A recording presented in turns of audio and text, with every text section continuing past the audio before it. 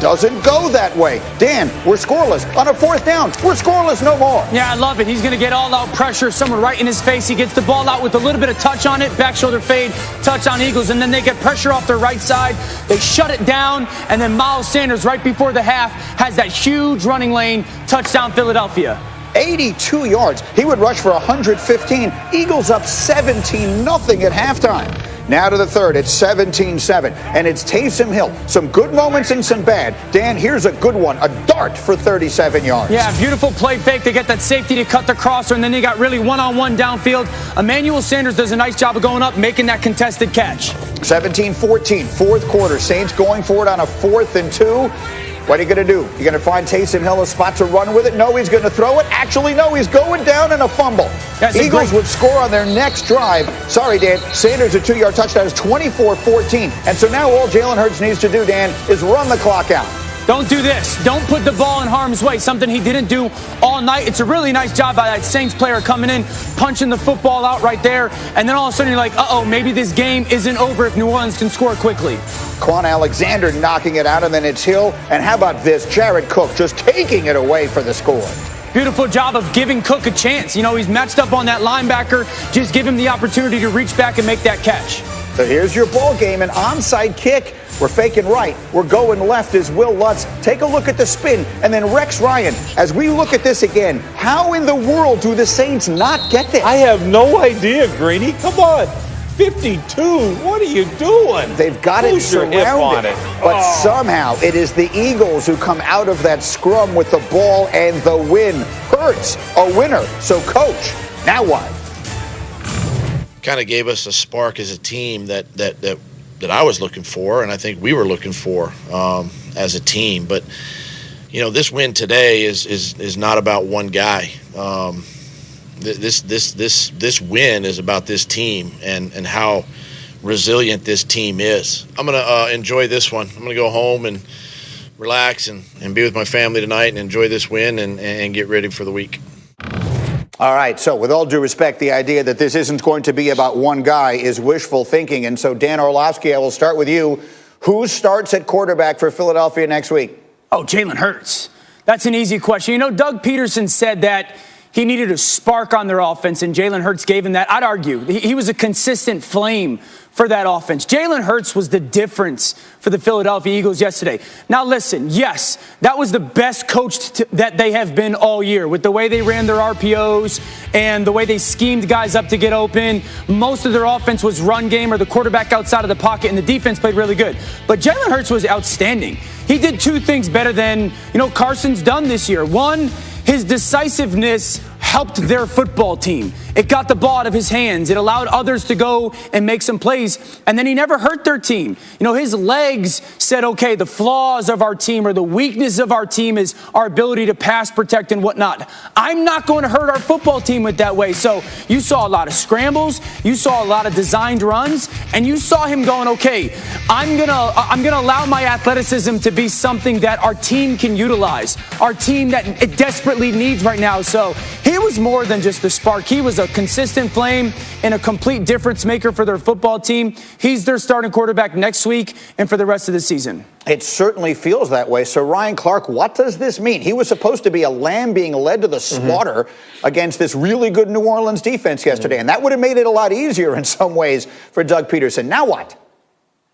I'm with you, Greeny. I disagree with Doug Peterson on this being about one person, and that one person isn't about Jalen Hurts, because I can't necessarily say that Jalen Hurts is the sole reason that this team or the Philadelphia Eagles beat the New Orleans Saints. But I can say that Carson Wentz not being the quarterback is the reason they beat the Philadelphia Eagles beat the New Orleans Saints. And you look at the way that Jalen Hurts was able to play. I told you last week, I felt like this was Apollo Creed going to face Ivan Drago at the beginning of Rocky IV, but that's not what we saw. We saw that this defense could bleed. We saw that Jalen Hurts, when pressured on 14 plays, they gained 82 yards because he got outside of the pocket. We saw how effective the designed quarterback run could be, and also the scramble out of the pocket. And Jalen Hurts was poised. Jalen Hurts looked like he was in full command of what Doug Peterson was asking him to do, but everybody else played better. And that's what I mean about Carson Wentz not being the quarterback. Look at the Philadelphia Eagles when they played with Nick Foles, the way the defense stepped up, the run game. We saw some of the same things in Jalen Hurts and the Philadelphia Eagles yesterday. So the question has to be, why is that? Why is our team better when Carson Wentz isn't the quarterback? Well, that is a question they're going to have to get answered. I will come back to you on that one in a minute, but I did want Rex to ask you, because you had some questions about Jalen Hurts, and you weren't alone. What did he show you yesterday? Man, everything. It starts, first off, this is a team win. I get it, what Doug Peterson's saying, but it was inspired by one man. And the way he played, the poise that he played with, like I questioned the skill set. Man, oh man, I'm not seeing the big picture. The big picture is this guy's a winner. He's got the poise, and they did a great job with him. Man, it was college all over. He's running zone reads. This man ran for over 100 yards against a team that hadn't had a 100-yard rusher in 55 straight games. Mm-hmm. So, he was amazing in this game. And for those, is he going to be the quarterback next week? Are you kidding me? The conversation is going to be, is he going to be the quarterback moving forward, including next year? That's what he's going to try to answer. But I was blown away by this young man's performance. Right. I'm glad you said. I wanted to give you the chance to say it because you had questions, and many people had questions. But so now, Dan, let's go back to the question RC just raised, because it is the most important one.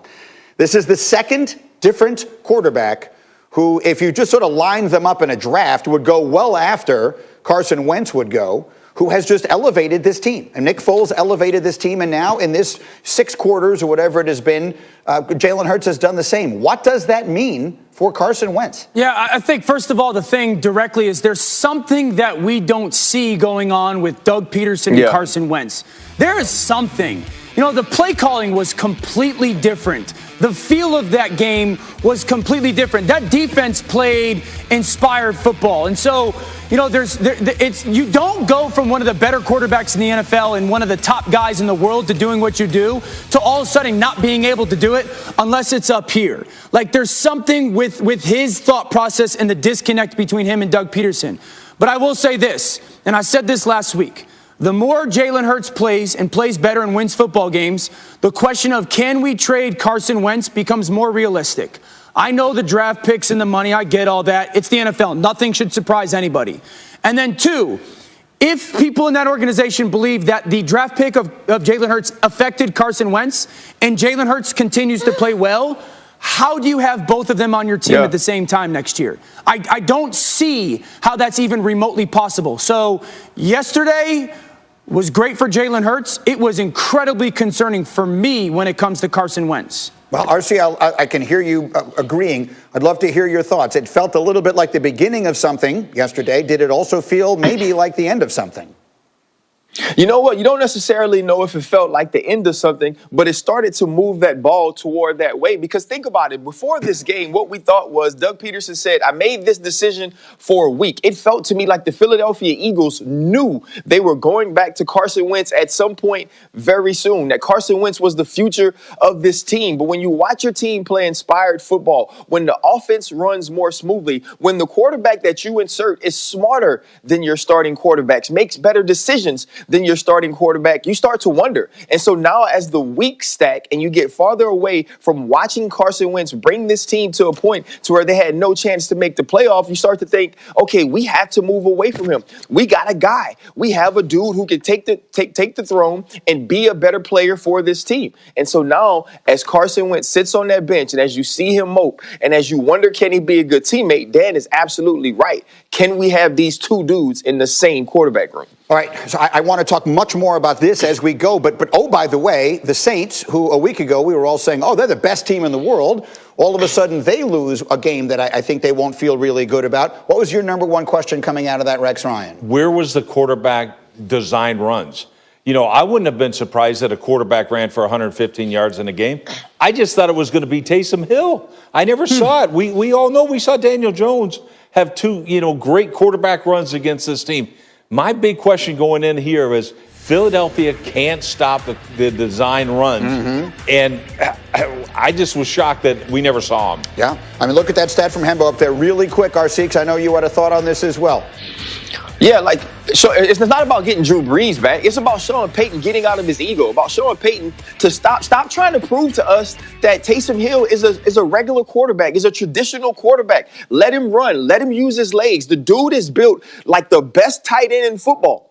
He looks like George Kittle, and you are trying to make him Joe Montana. Allow Taysom Hill to use his athleticism. The blueprint is there. You saw the blueprint against you. What Jalen Hurts did is what Taysom Hill should do week in and week out. And as long as they don't try to do that, they are hurting this team. And Taysom Hill isn't a guy that can win you big-time football games. I mean, such an interesting game on both sides. I'm going to come back to it, I promise.